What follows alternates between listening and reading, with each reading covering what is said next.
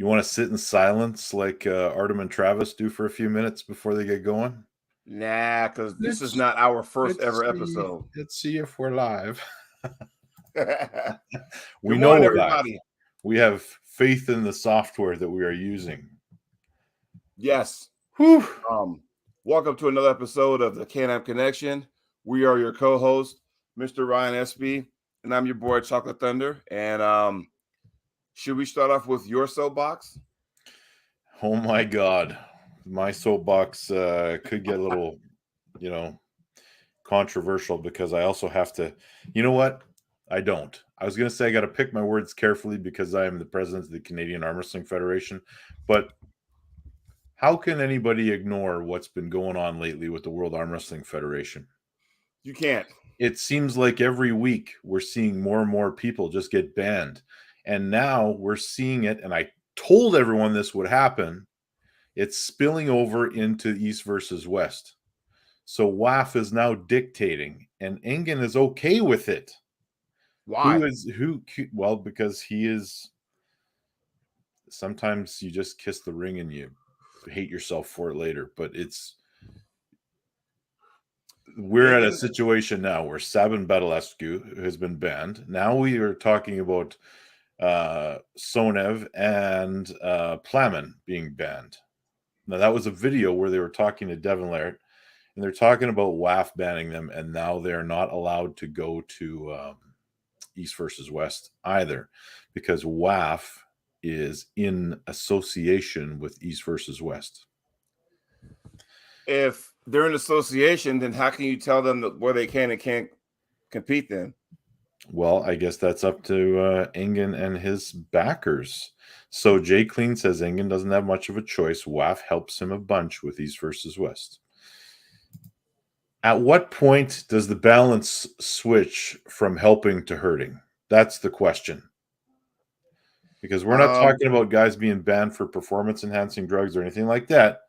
They're simply being banned for where they chose to compete.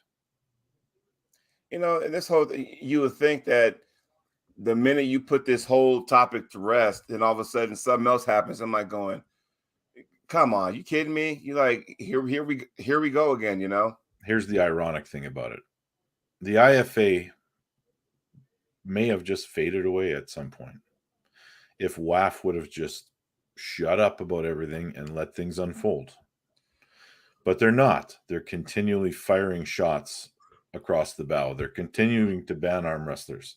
They're continuing to force people's hands into going to other organizations to compete. So WAF, by doing what they're doing and trying to monopolize and seize power over every arm wrestler, even the professional ranks now, they are actually forcing people to support the other organization. You know, when you force someone's hand like that, and I sit there, I'm kind of going, all right, because I put a post out. Was it yesterday?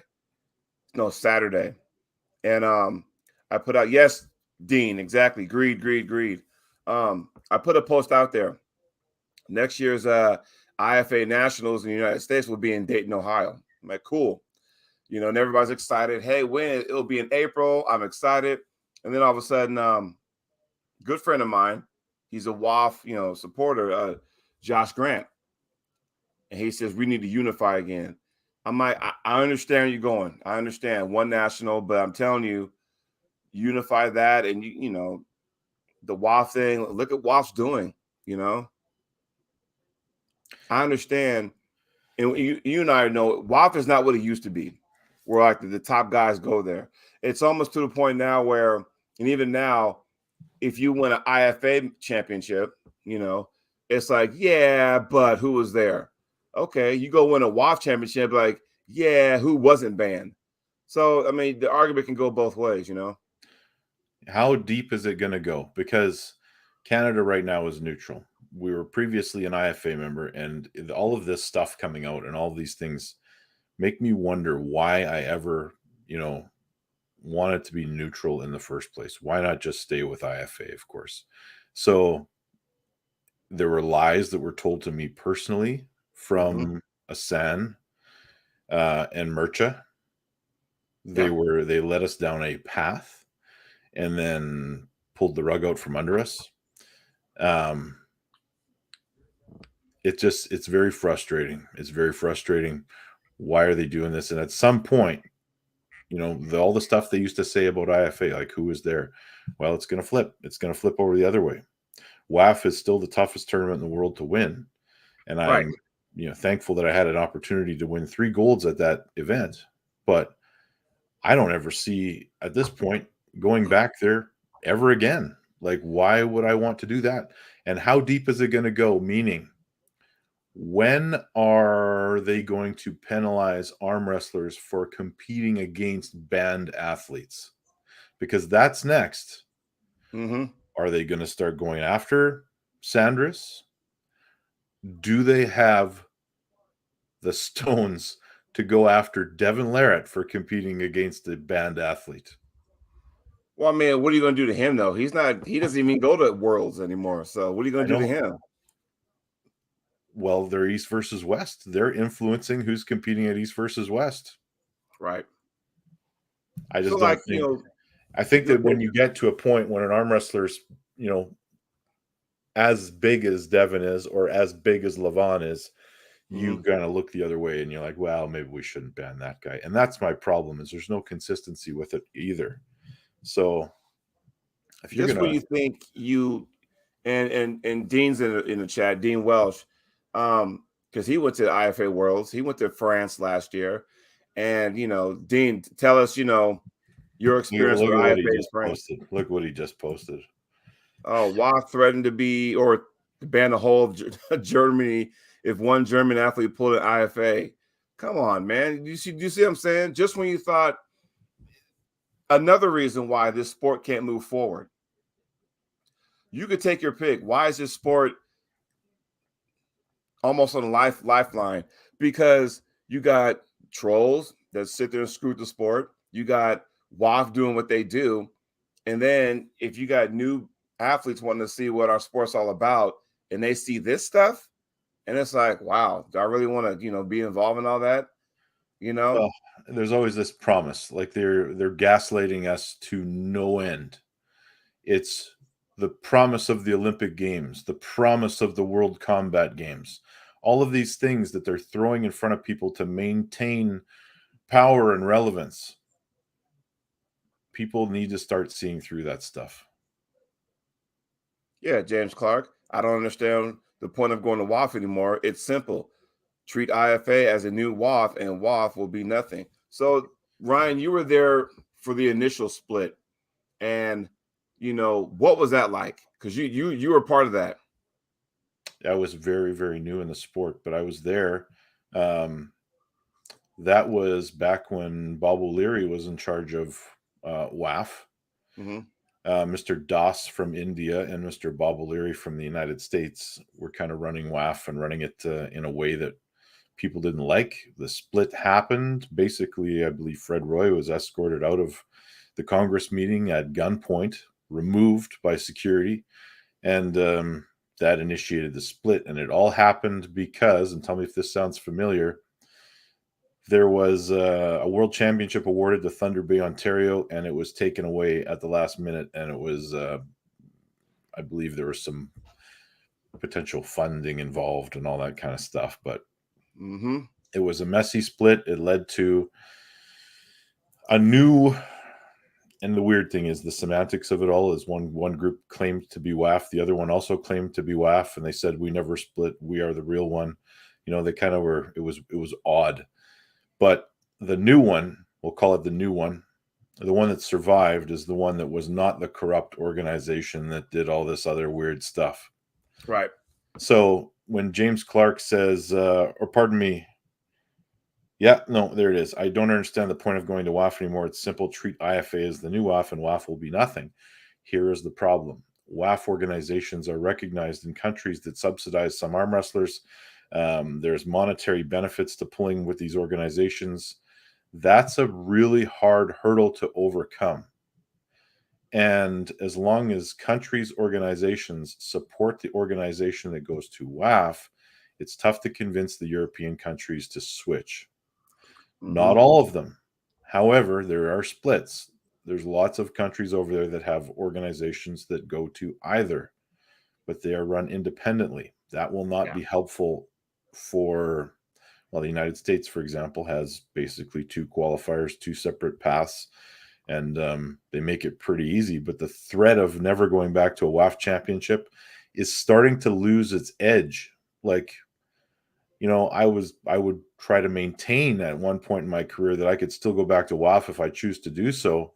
But now I'm at the point where I'm like, who cares? Yeah, and it's sad it gotten to that point. Because my goal next year is to attend IFA Nationals. Now, do I want to go to IFA Worlds next year? I don't even know where it's at next year, but and I'm sure we'll know by the fall. But still, to go there, all we want as athletes, right? I always thought WAF Worlds was our Olympics, right? So, now IFA, you can add that in if you want to, because now we're going against different countries. But with this going on, it's like, what the hell? All we want to do is compete. And I've always said this, represent our country, at the highest level. Who made the rule that, I had to choose?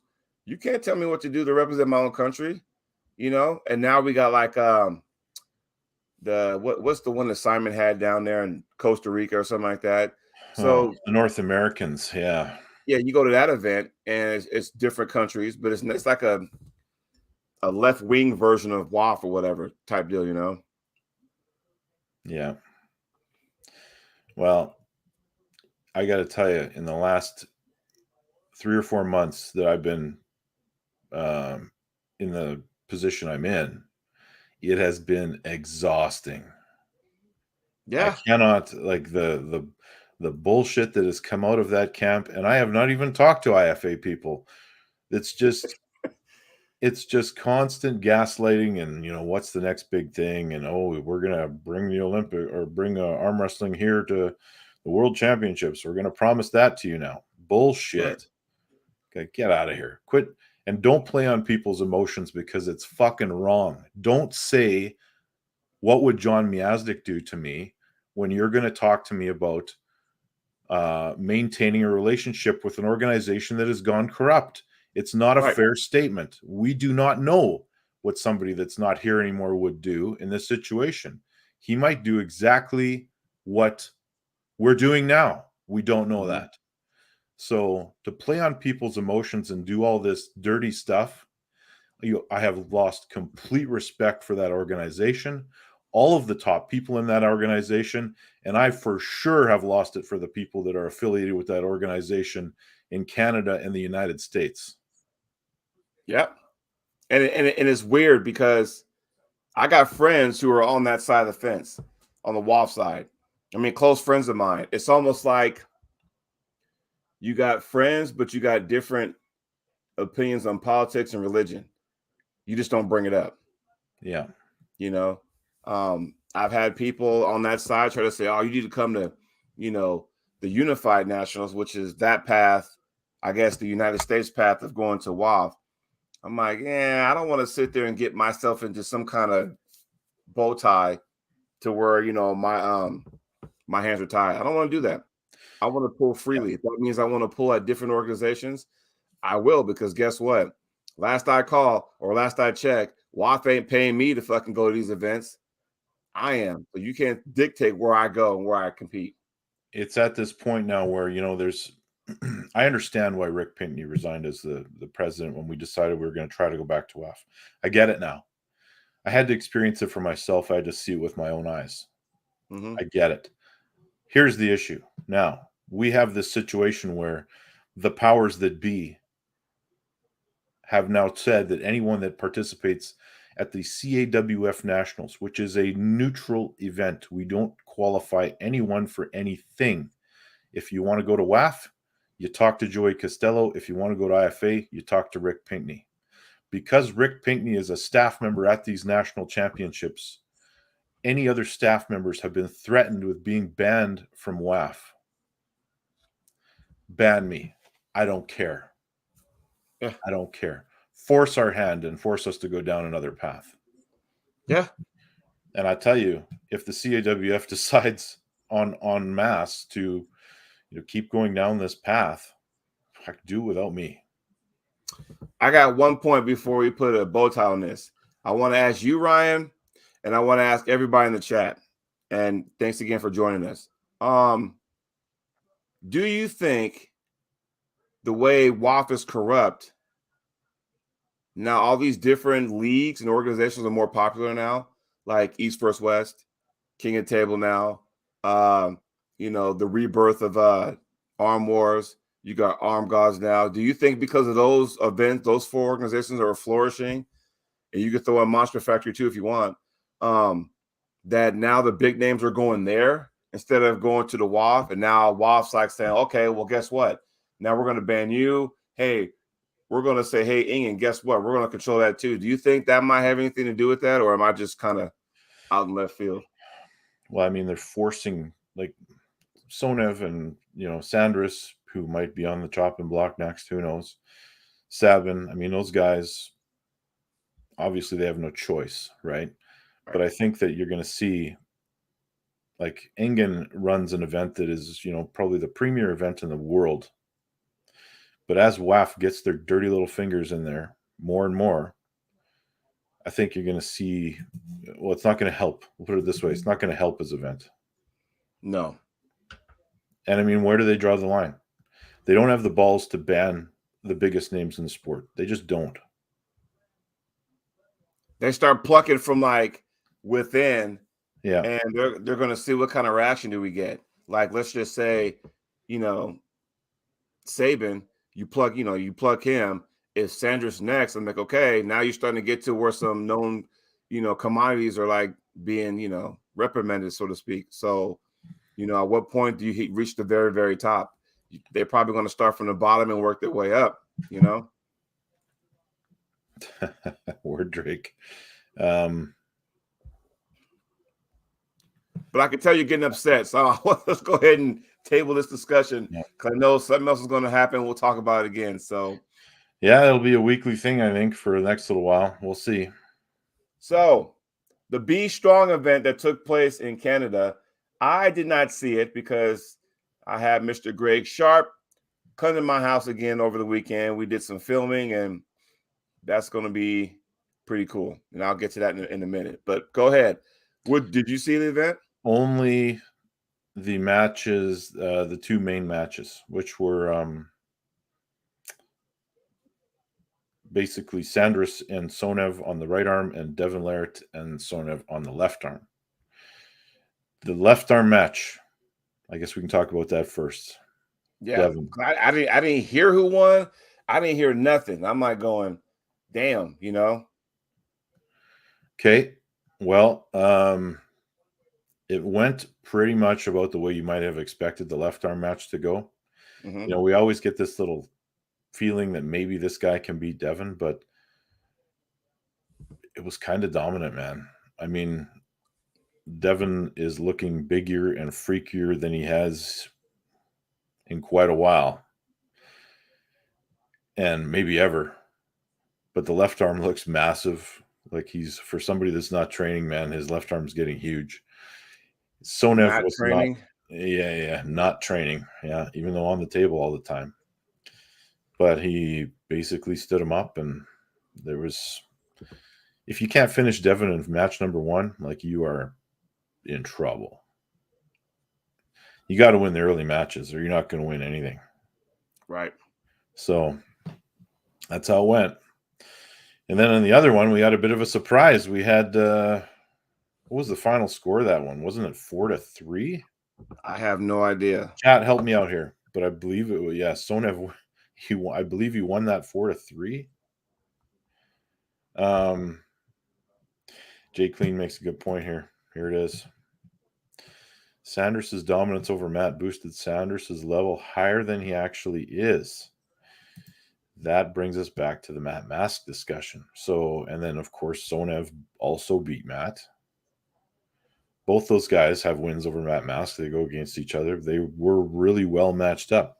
Now, I know we're supposed to table table this discussion, but it's gotta. Somebody's messaging you on the subject. Well, it was about what Denise just about what Ingen Terzi put out 5 hours ago, and Denise just sent the link to me. So, should I read it? Absolutely.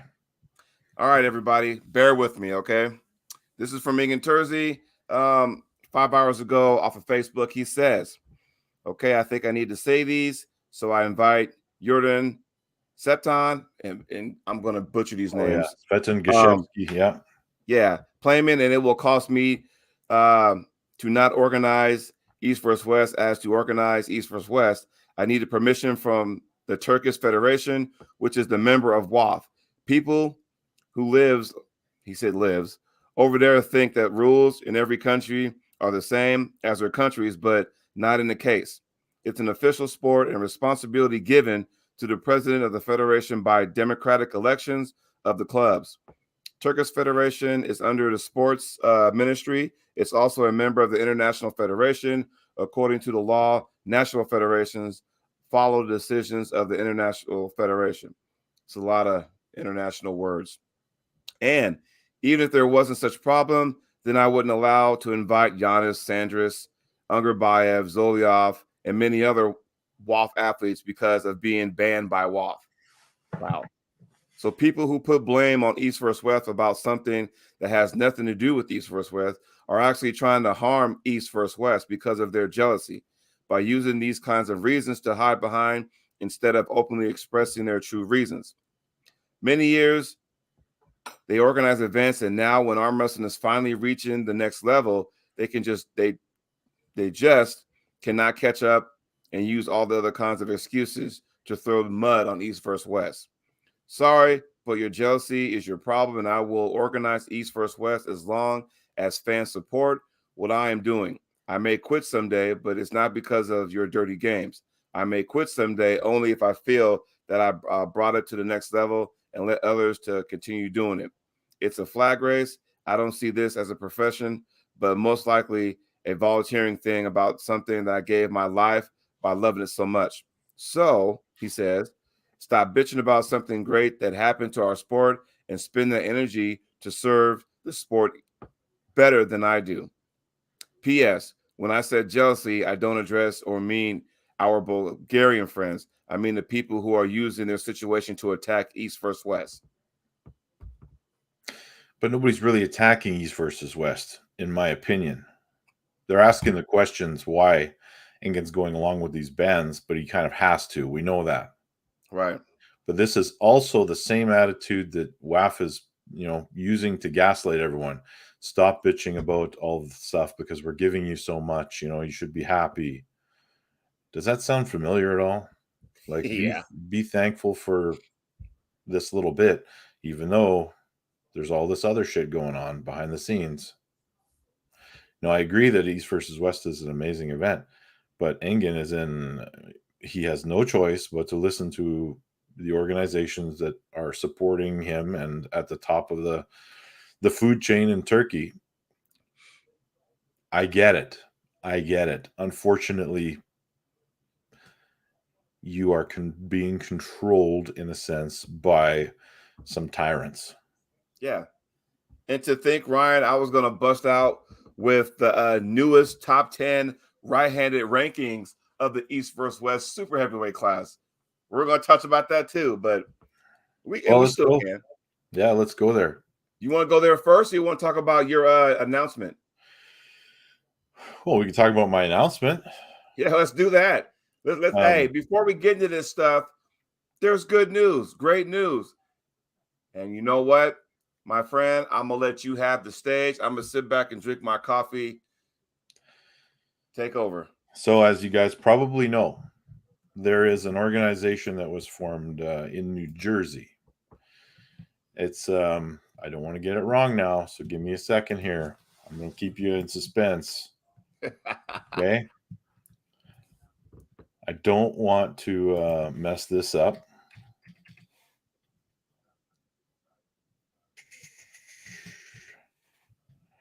I can't even find it on here. Free says high five. Does that sound familiar? Yeah, that's the one. High five. I wanted to know if it was there was more to their name, like High Five Association. Okay, fine. Oh, Formed by Guidos. they are putting on their inaugural event, big pay-per-view event coming up on August the 26th in New Jersey, just across the bridge from New York. All right. I have been offered and accepted a match there. Anyone want to take a guess who it's with? Left arm only. I am not going to guess because you already told me. Yeah. Anybody? Can you put a poll out here? The ground will shake. Put it that way. Oh, that you just gave it away by saying that. But he has one more match. Marcio and Chafee may be on the card. I heard that too. But this gentleman has one more match, and it's over at was it King of the Table or East versus West? Yeah, he does. Look at Jay Clean. Look at Dean. Yeah, look at Dean. Look at Jay Clean. Yeah. Marco, you are correct. It is Wagner Bortolato that I will be arm wrestling on the 26th of August. How you feel about that? Hey, man, I asked for that match 3 years ago, back before Devin arm wrestled him. So I guess I got to feel pretty good about it. Yeah. It just came full circle. Yeah. That's all. He's pulling Farit. So, hey, you know what happened with Corey and Farit. Now, if Wagner goes in there and just destroys Farit, holy shit. I got my work cut out for me. I'm curious on how his conditioning is, because didn't you and I talk about this like a few shows ago? And we're talking about Wagner like he's just so muscle bound that if his muscles fill up very quickly, very early, he just gasses out. Well, I feel like I was almost more nervous about him when he was 240 pounds. Now it's back in his WAF days when he was like killing people in the 110 kilo class. Yeah. Now, yeah, that's back then. And I was kind of running, almost parallel to him, but in the heavier class. Right. So fast forward to today, Wagner is probably going to outweigh me at that event. You know what? He'll be like 330 and I'll be like 320. Bigger is not always better. I know. Like seriously, like you take somebody like Corey West, he's been big his whole entire life, right? Once upon a time, I don't think Levon was where he was 7-8 years ago. You know what I mean? I know as we get older, we tend to put on more weight. I get that. Because you're talking to a guy who pulled in the 198 class when I first got into the sport. Now I'm sitting up at 230. So I get that, Yeah. He's way up there. He's 330 pounds, but he also doesn't skip leg day like I do. I mean, if you want to do leg day, I mean, honestly, here's my opinion about leg day. You can do some. I don't really do too much because then I got to change my wardrobe. Like everyone's blessed with something, whether it be biceps, where you don't have to do a whole lot, or strength or whatever. For me, it's my quads. So I played semi-pro football. I played rugby. When I worked my legs, I had to wear a lot of sweats because the jeans just don't fit, because my thighs would just explode when I leg press and squat and all that kind of stuff and leg extensions. So I just quit doing them. So of course, my legs are a little bit thin, but I mean, if you want to do it, fine, I guess, Good morning, everybody. Russ is in the house, straight out. Hey, Dean, Bolt, question. When are you going to participate in Arm Gods? Like, when are we going to see you in a match? Just thought I'd throw that out there.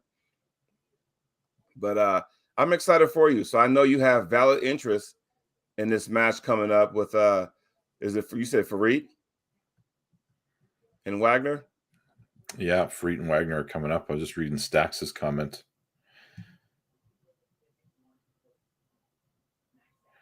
What? Will you highlight that? Because did he mention that on the fix yesterday or something? I don't know, man, but I'll tell you something. Devin will always say shit about me like that. Always. Too easy for him, and he'd destroy you with ease, saying he wants Cody/Corey West to give a challenge. Okay. Well, it is what it is. Now, if this was recently, whatever. I don't care. Right. And no, Stacks, I did not see that because the only time I ever watch, Devin in an interview or something because I don't care to, is when there's an interesting subject behind it, like he's talking to the guys that got banned. Right. Yeah. Well, shifting gears, should I go ahead and give you the fresh off the presses a couple days ago? Yeah. The top 10 right-handers in the supers for the East vs. West, the rankings. And we can start from the 10 going to 1, right? Okay. Coming at number 10. How you pronounce his name? Arif. Yeah. Is that how you say his name? I don't know. I've heard it both ways, and he doesn't seem to correct anybody on it. So Arif is at number 10. Okay. You have Georgie. Well, you got back-to-back Georgies, right? You got Georgie Zaranov. Yep. At number 9. Georgie Septov. Help me out, Ryan. Georgie. The one that lost to Jerry. That Georgie. Oh, yeah. I can't pronounce his last name. So sorry. Yeah. He's at number 8. Coming at number 7 is Dave Chafee, which makes this match with Devin pretty cool because Devin is at number 6. So you got 2 guys outside the top 5 going at it, So, and we could touch base on that, a little later. You got Rivas at number 5, Morozov at number 4, Gennady at number 3, Hermes and Jerry being 1A, Hermes being 1B. And we all know how that took place. We all know how and why, because the fact that, they've been their match was supposed to happen in 2022. Now, just to catch everybody up, when that match was originally thought of, it was all ready to go. Jerry couldn't go. So then Gennady pulled Dave Chafee, won. He became the interim super heavyweight champion of the world in the East vs. West.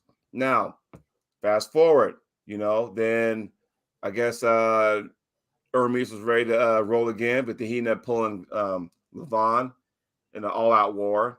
Jerry had to, pull Georgie as I don't want to say a consolation, but he beat Georgie.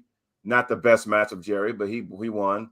So now they're ready to go again. Well, now Hermes is like, dude, my shoulder's jacked up or my elbow or whatever. Let me go ahead and, get ready for that. So this time Jerry was ready. Hermes wasn't. And now here we go again. East vs. West, number 8. They're finally going to meet so we can get rid of the interim tag. Yes? Maybe they'll meet. It's still a ways away. Well, yeah, but I mean, if you're in it to win it, that's an old moniker, and you want to be the guy, you have to do everything possible to make sure you make it there. And I mean, I understand the injuries, and no one's ducking each other. It just happened, that, hey, if one guy's injured, the other guy's like, well, what do I do now? Just sit there and wait another 6 months? You put him in another match. Cool. You win, whatever. But I'm hoping this match will go through hoping this match will, work because we've all been waiting for this for so long. Yeah. There's 3 matches I've been waiting for so long. Jerry versus Hermes, Corey versus Morozov, left-handed, and there's still a fraction of me that still wants to see Devin versus Morozov, just to see what happens. Yeah, you know what? I would almost say that maybe Devin should be ranked a little higher than he is right now on the right arm. Yeah. Because those guys, I mean, there's a lot of matches for him there. I hope he gets a few of them.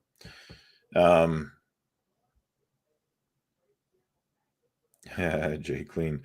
Yeah. I don't know, man. Like the Chafee Devon match, I just hope that at the end of it, I don't walk away from watching that just pissed off.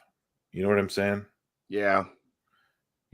I want there to be a very clear outcome.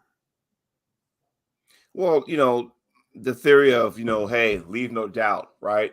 Um, so does that mean the next weight class down, if and when that, is posted, does that mean Devon's in that weight class too? Because doesn't he hold that title? He does. I think he can go back and forth now that they've upped that weight class a little bit. Mm-hmm. Yeah. Because you got that weight class where Devon's the guy. Then the next one down is what? Angarbayev. He's the number one guy in that weight class. And then the next guy down from there, who did Paul lose to? Paul Lynn lose to? Because then I think he's the guy at that weight class. Yeah. So it's a lot of, weight classes, to be had. But that'd be kind of cool to bust out a top 10 for those weight classes too. And now with all the Sasha, there you go. Thank you guys. And now with all the East versus West finale qualifiers being done, now we got matches coming out, and Inga's put it out there, so. Well, the next few months will be exciting. Yes. So there's one of the other reasons I didn't attend the finals. It's because I thought by the time that I got a match in East versus West, I'd probably be kicked out of there by WAF. Oh, yeah, but here's the thing, though. I mean, it would have been cool to see because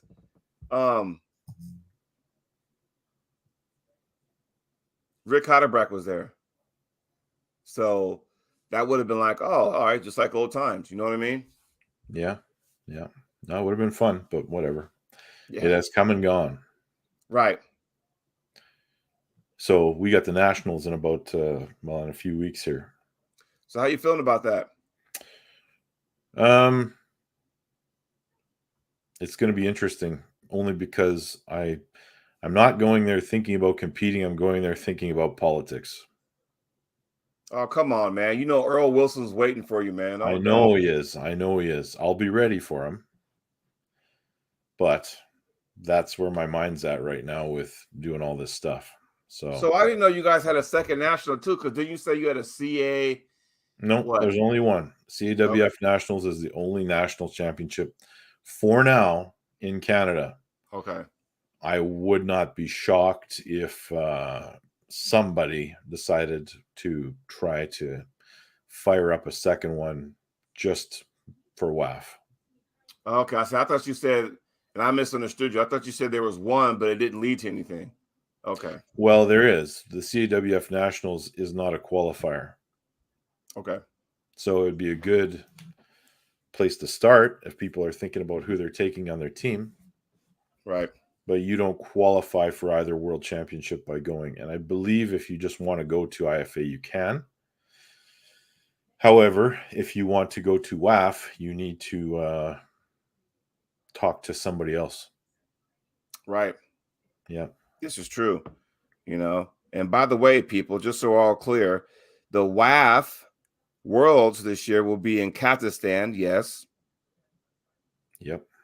And then Malaysia will have the IFA Worlds this year. So, yeah, just so everyone's clear. So, and I always seen the ruffle feathers about that because it's like, when you get people, oh, you going to Worlds? I'm like, well, no, because I didn't go to. Because see, right now for IFA, all you gotta do is show up, and you made the team.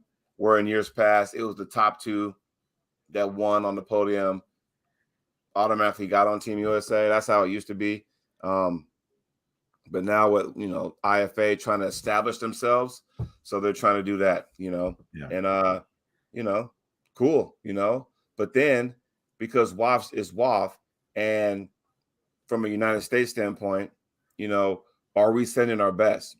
Because I know there's a handful of people, that go IFA route. I know there's the Paul Talbots, the Corey Millers, they go to IFA route, and it's like, okay, who goes to WAF? It seemed like our Masters division is a lot more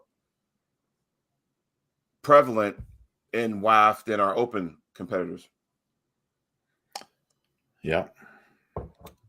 So, BTNT, Jody, are you pulling at Arizona State? Unfortunately, I will not. Funny story. You want to hear about that, Ryan? The funny story about that?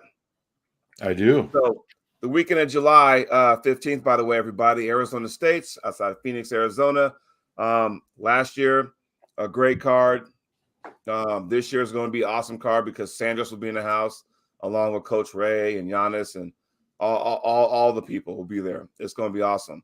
And I told Tim Talmadge, who puts it on, I said, look, man, let me know when you're going to do this.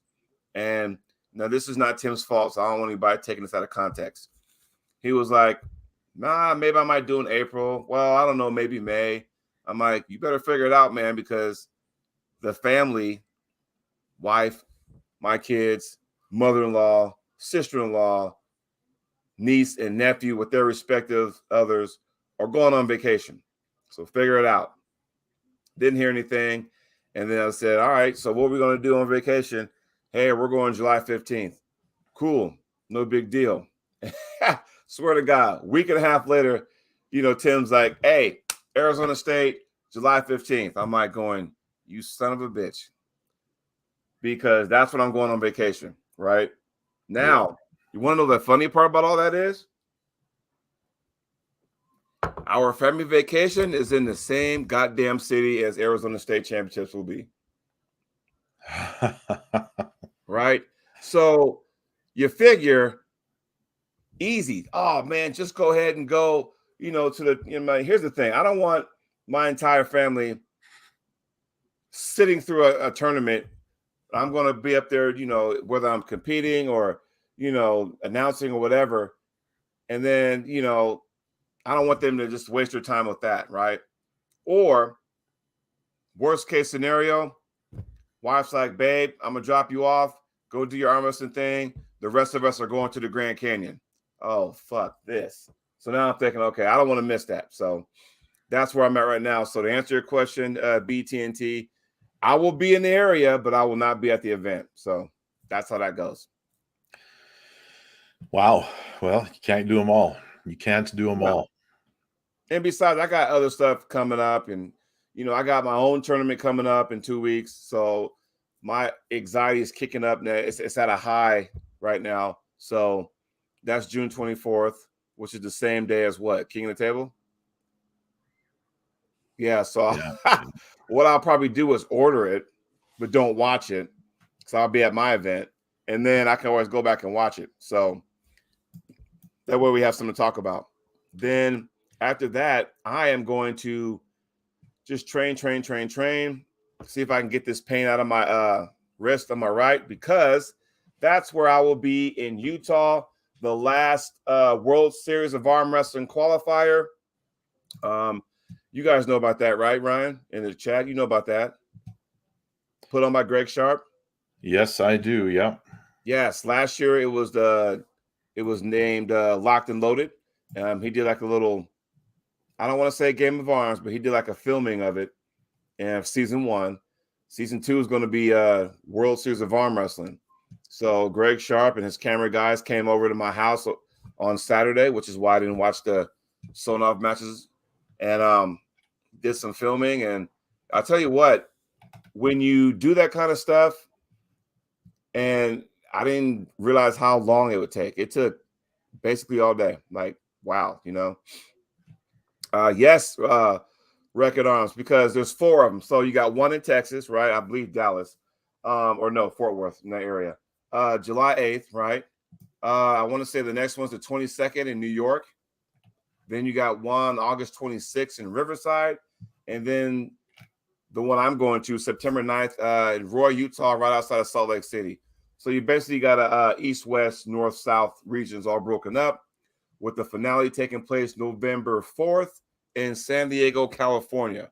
So if you are lucky enough to win your weight class, right, at the finals, you will win a custom World Series of Arm Wrestling watch, just so you know. Yeah. Somebody's talking about, like, it's only 2 weeks away for this King of the Table event. Yeah. Like we're within 2 weeks. So there's something to talk about there, but we're going to probably really break it down on Monday. Rush Trader says, have either of you ever gotten a cortisone shot in the elbow or shoulder? I haven't. I had it in my knee, and it worked really well for pain relief and comfort. But I've always heard that cortisone does things to your tendons. And then once you recover, it makes them more susceptible to tearing or rupturing. I've never had a cortisone shot to get rid of pain, but I did go under the knife some years back, 9 years ago, I think. And it was to remove bone spurs and calcium deposits in my right shoulder. Like, it was so bad. Like, Ryan, I would do a push-up, I would go down, do a push-up, but I couldn't push myself back up. That's how painful it was. So, I go there, I get all that stuff cleaned out, removed. I was in pain for the, first 2 weeks. And surgery happened in March. And then I didn't get back on the table in competition until July that year. And I'm like going, I am nervous as all get out. I don't know, because when you're training with your teammates, they kind of take it easy on you. They're more like, okay, Jody, I'll hold you, go until you feel pain or you get discomfort. Cool, no big deal. When you go to a tournament, ain't nobody trying to take it easy on you. So I was real worried about how that would go down. But yeah, but everyone's different, because Carl Stanley said he had one on his shoulder and it helped him. So, oh boy, one of the most asked questions these days under Devin Larratt versus Denis Saplenkov. Oh yeah, go ahead and highlight that. So,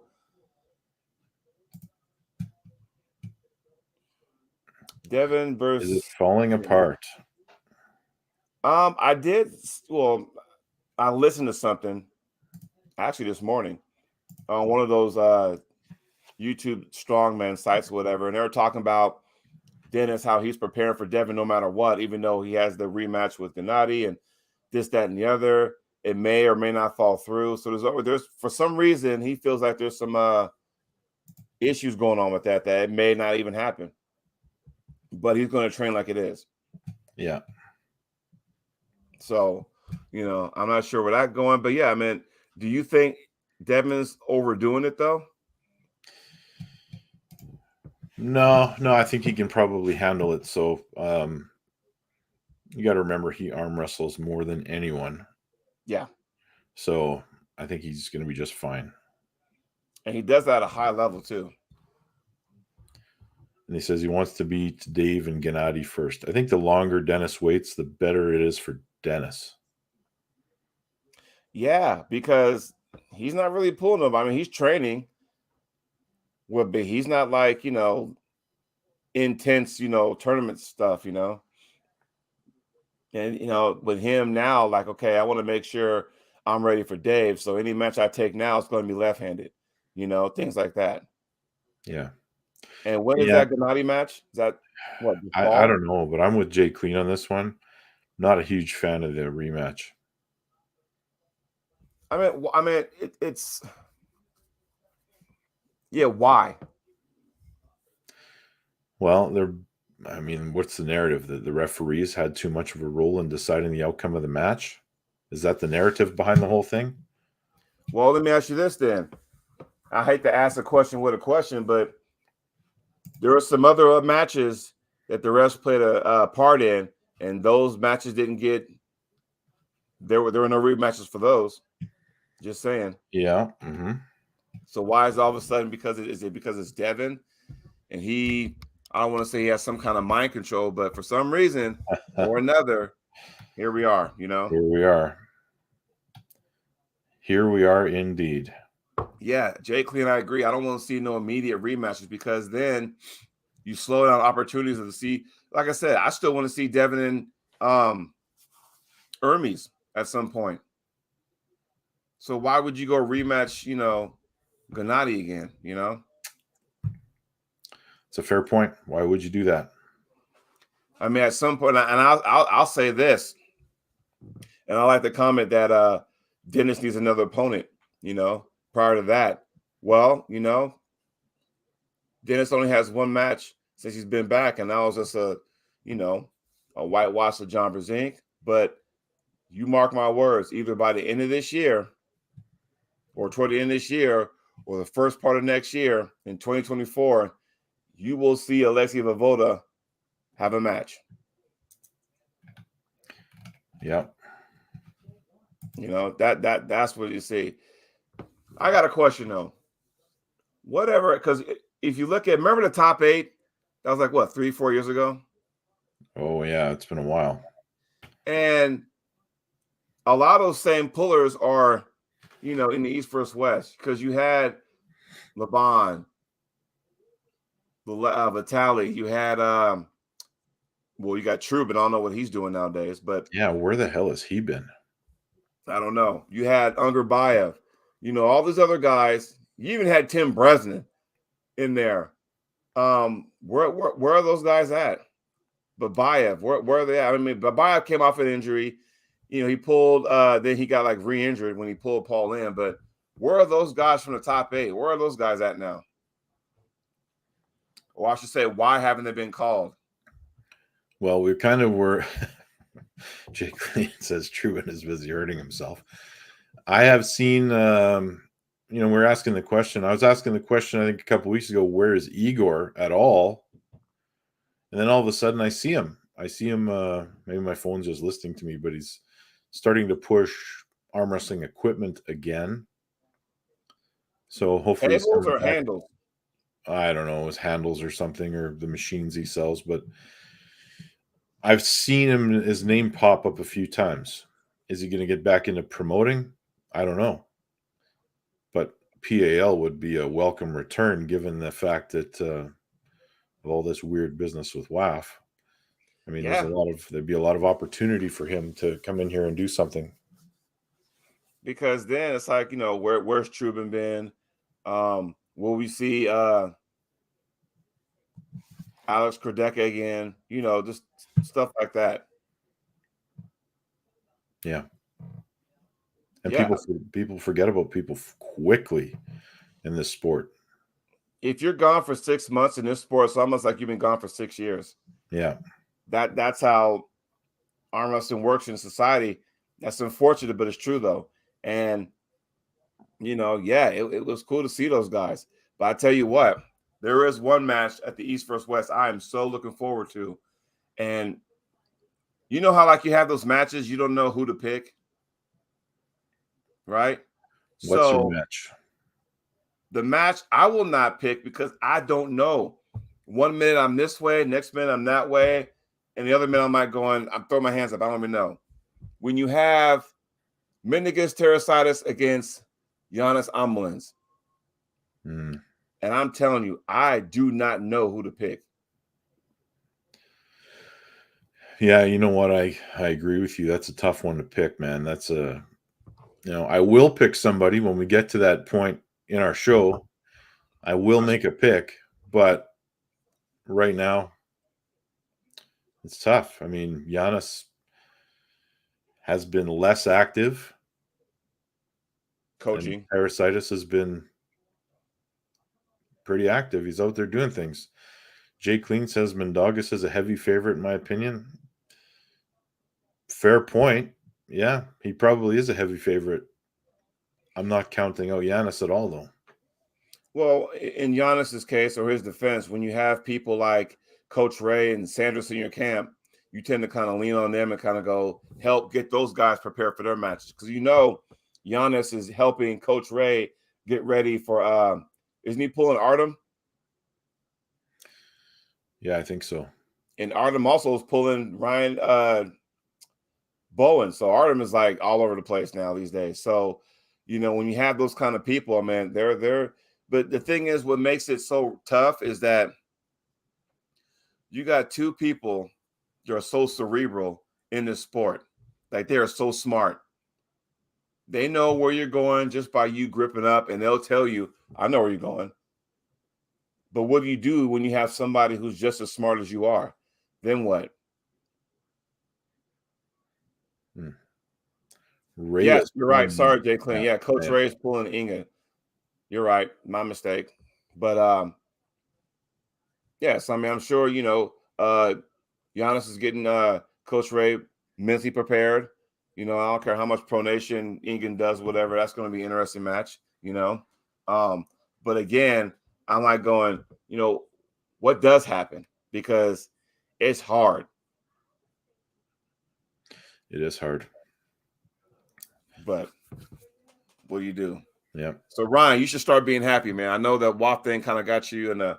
It got me in a funk, man. I'm not gonna lie. Yeah. There's a lot going on.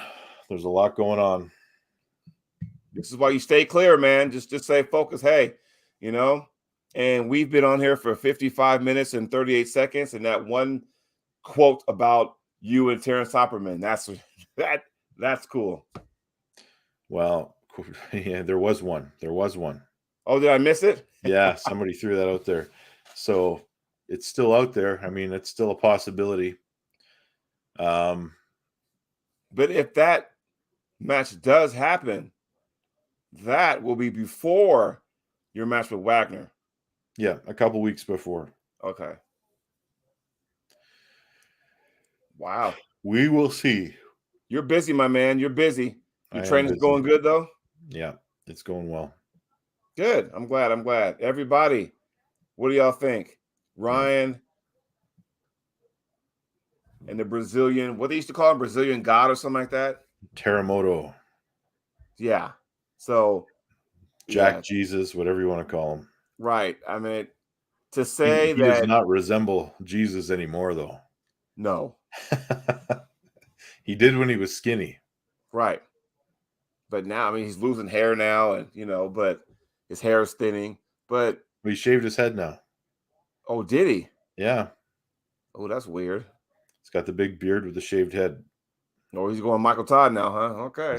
Speaking of which, big shout out to Michael Todd. Happy 50th birthday, by the way. So that's a big one. Yeah, 50. That means he can go Grandmasters and annihilate everybody. All right. So, yeah. But I still think it's just weird.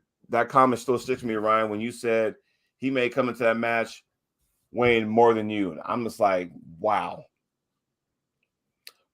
Not to give away your secret, but, I would imagine you're going to zoom in and go, okay, when he pulls Ferret, you're going to be focusing on his conditioning just to see where he's at, Yeah, absolutely. I hope he comes in 400 pounds.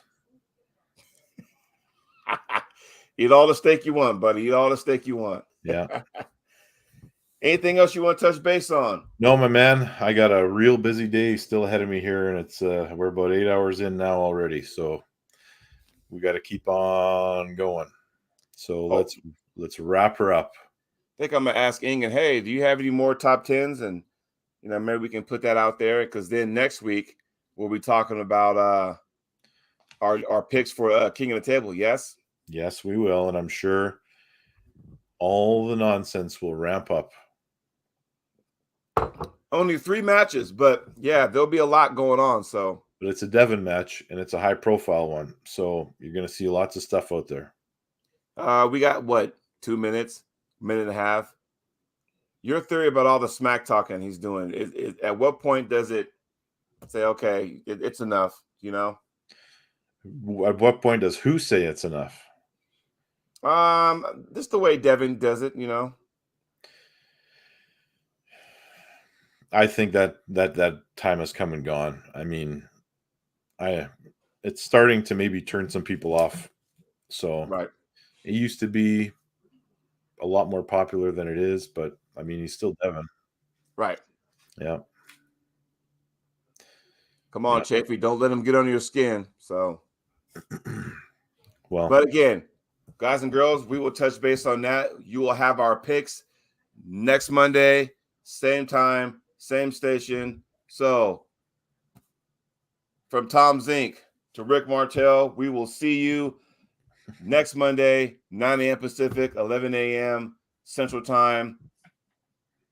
Dean Bolt, Phil Woody. It'll be about dinner time over there where you're at. So, everybody, thanks again. We'll see you next week. So long, everybody. Take care.